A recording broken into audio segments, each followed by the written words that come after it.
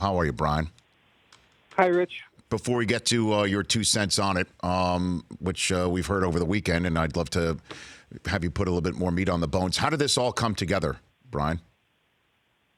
Well, the Pelicans wanted to get a deal done in advance of the draft. Now, sometimes I get a little skeptical when teams create deadlines that aren't real. Daryl Morey of the Rockets is famous for this, creating deadlines to try to force deals.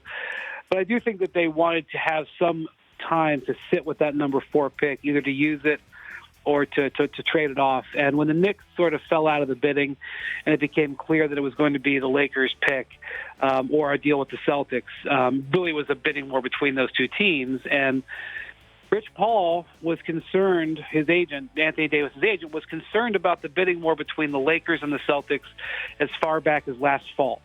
And he was concerned that the Celtics would win that bidding war because they have players that the Pelicans prefer. And so he entered into a multi-stage, multi-month effort to get the Celtics to not be able to do a deal with the Pelicans and force them to the Lakers. And at the end of the day, I do believe that's what happened. The Celtics just couldn't risk what it would take on a player who might leave after a year.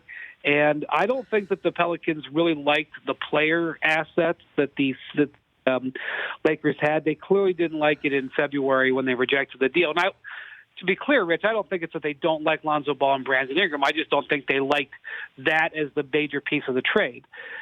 So they took what they could get from the Lakers, which was basically draft assets for the next 5 to 7 years, and went to the wall in terms of that to make up for the fact that they're not in love with the players that they're getting. And that's really the way this trade went down. All right, so let me ask you, now let's get to it. Your 2 cents on the trade. Do you don't like it? And it sounds like you were particularly virulent in your dislike, Brian.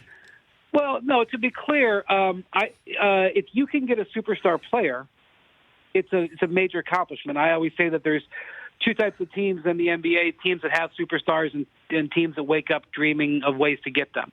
So if the Lakers to be able to land 2 superstars in 2 years is tremendous. It is exactly what you try to do as a front office is layer your stars. That's what builds championship contenders. My point in the night of the the night of the trade, which you just played some there, was people were just shrugging off what the Pelicans acquired. If you had to really look into the details of what was in that to understand exactly what was in that, it wasn't just 3 first-round picks and let's move on. It was 3 first-round picks and a swap and a deferment that will give the Pelicans control of the Lakers draft, much like the way the Nets controlled the Celtics draft for 5 years. I'm sorry, the Celtics controlled the Nets draft picks for 5 years. Now, you can come back on me on that and say, well, Paul Pierce and Kevin Garnett were not Anthony Davis in his prime. Totally fair. That's absolutely true. But I just didn't want people to glaze over what was in that trade. It was one of the steepest prices in terms of draft picks ever given out. Well, I mean, and so my response to all that would be, for the Lakers, they're in the LeBron James business right now. And either they're going to, win with him in their final 3 years of his window, or even maybe somehow re-sign him and he finishes his career here with Anthony Davis. So what would the draft choices really even mean for them? That's my... Well, again, that's what people would say. That's what people said about the Nets. The other thing is that people, again, this is what people don't compute. Because of the trading rules, the Lakers can now not trade any future first-round picks to help them stock the team. You can't trade picks in back-to-back years. So now with all of their picks, the word that they use in NBA circles is encumbered. They can't trade any draft picks. So, like, if you need to get LeBron and Anthony Davis help, you no longer can use even like you couldn't trade your 2024 first-round pick for any help. And I think that was just something to be pointed out. But what you're bringing up is what I think is the real issue, not issue, but the reality, which is that people keep saying, well, who won the trade, the Lakers or the Pelicans? And the answer is LeBron won the trade, because LeBron is a guy who wants to win today, right now. Give me a player right now. If you go look at his, this is about to be his 17th year. He's only played with about maybe 3 or 4 rookie first-round draft picks. Yeah. All of his teams have always traded their picks because it's always win now, win now, win now. What he's got here basically is a redux of 2010 in Miami and 2014 in Cleveland, where he now has a top-loaded roster with a couple of stars that doesn't really have role players yet and is going to require him to do a lot of heavy lifting in terms of shot creation and ball control and everything like that. We don't know that their roster is yet, so we don't completely know what it's going to be like. But the Lakers are going to have a year here where they're probably not going to be at their most depth and best because of the way this went down. And that's a reality that LeBron has been comfortable with shouldering the load in the past.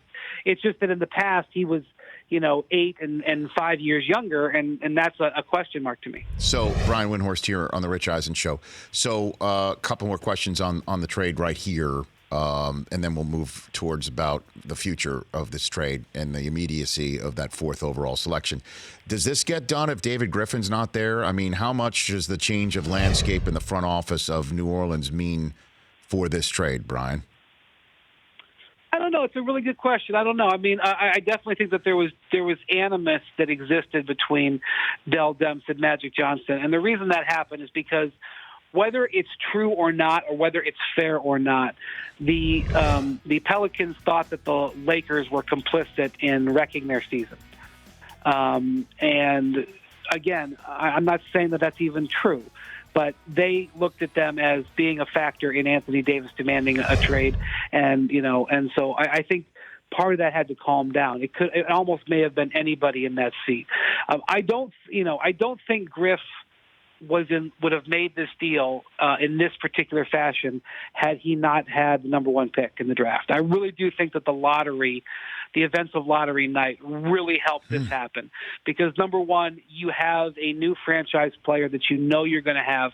I don't know how good he's going to be, but you were going to lose Anthony Davis in a year anyway, and now you have a replacement for your fans, a replacement to build around. Them winning the number 1 pick in the draft was enormous. And then the Lakers jumping in a huge move forward from 11th to 4th, which increased the value of that. And that's the other thing about this trade, Rich. The Pelicans aren't even that enamored with a number 4 pick. I mean, they've been trying to trade it for almost a week now. And there's a decent chance that they're going to trade it. I don't think that they're like, boy, if we could just get this guy and pair him with Zion. So, David Griffin made the trade that he had to make, probably not the trade that he wanted to make. Would another general manager have come to the same conclusion? I don't know, but it's a fair question. So which team is most out of luck that Griffin made the deal with the Lakers that wanted Anthony Davis? The Knicks have had an absolutely horrible 10 days. Not as bad as the Warriors' 10 days. The Knicks have been, at least at this point, have been really big losers here because they were hoping to get Durant and Kyrie together. And if they did it in a certain way and Durant and Kyrie were amenable, they could even have flipped the number 3 pick and some other people on their team for Anthony Davis. That would have been a long shot, but I could have gotten a whiteboard in front of you and shown you how it was possible to have those 3 guys on the same team. And that's a championship team instantaneously. I mean, we're talking about major greatness coming out of New York. And we know that this is something that they've been dreaming about for months because they traded Kristaps Porzingis with the exact intention of trying to pair these superstars. So in the course of a week, Anthony Davis gets traded to L.A., where he is now likely going to stay. Kyrie Irving sends every message in the book that he's headed towards the Brooklyn Nets. And Kevin Durant has a terrible injury, knocks him out for a year, and completely throws his future into question. I mean, it's only June 16th. I can't tell you where everyone's rosters are going to be, but very bad week for Knicks fans, in my viewpoint. Brian Windhorst in the Honda Insider Report here on the Rich Eisen Show. Let's talk about next steps. What is the next step in terms of when this deal gets finalized and how that breaks down? Best you can lay it out with all the minutia, Brian. Well, a big factor is what happens to the number 4 pick. The number 4 pick is dealt before the draft. there's a possibility that this becomes a straight three-way trade, and that there could be some other pieces that get involved with the Lakers and with the Pelicans. I mean, for example, I know that the Pelicans are interested in moving Solomon Hill out. There's a bunch of different possibilities that come into play. There's, from what I hear, 3 to 5 teams that are talking to the Pelicans about that number 4 pick. Now, will they get something that they like enough to trade it? That's a different conversation. But this trade could morph.